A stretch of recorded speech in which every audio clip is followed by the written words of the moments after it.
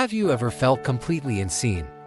Like your pain, your loneliness, your very existence was invisible to everyone, even to God. Today, we're diving into a story about a woman who felt just that, a story of heartbreak, rejection, and a desperate plan that went terribly wrong. But it is also a story that reveals one of the most intimate names for God ever recorded. Years had passed since God promised Abram a son, and his wife Sarai had borne no children. The promise felt distant, almost like a faded dream. And her heart was heavy with the silence of an empty home. Imagine her, sitting alone in her tent. The desert wind whispering through the flaps, her eyes filled with tears. Every passing day was another reminder of her barrenness, a constant ache in her soul.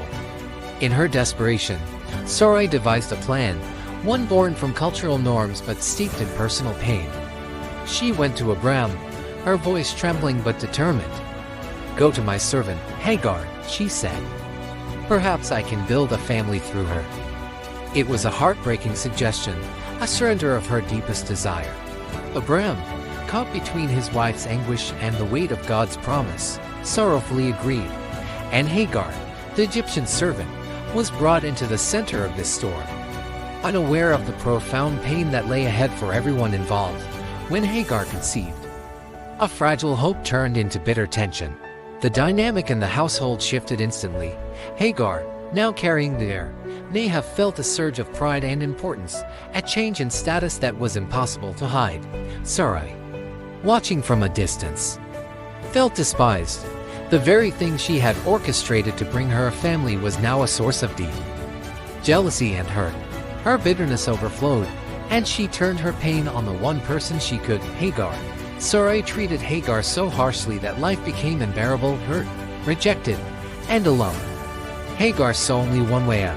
She fled. She ran into the vast and forgiving wilderness, a single, desperate figure against an endless horizon of sand. Can you picture her?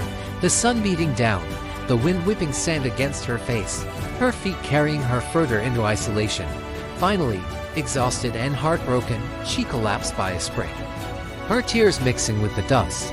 She was a runaway, a foreigner, pregnant and utterly alone. And that desolate place, it seemed like her story would end in silence. But it didn't. In her deepest moment of despair, the angel of the Lord found her. The God of heaven, the creator of the universe, came to a runaway servant by a small spring in the desert. A gentle, powerful voice broke the silence. "Hagar, servant of Sarai, where have you come from? And where are you going?" Overwhelmed, Hagar could only whisper the truth through her tears. "I am running away from my mistress." The angel's response was not one of condemnation, but of purpose and promise. "Return to your mistress and submit to her. I will increase your descendants so much that they will be too numerous to count." And then, he gave her a personal promise, a word meant just for her.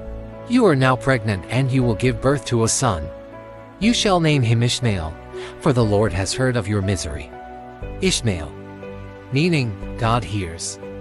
In that moment, everything changed for Hagar. She wasn't just a servant or an outcast anymore. She had been seen. She had been heard. Looking up at the sky, her tears now tears of wonder, she gave God a new name. She called him El Roi, which means, "You are the God who sees me." She said, "I have now seen the one who sees me." Even in her loneliness, in her most hidden place of pain, God found her. He saw her, he heard her, and he gave her a future.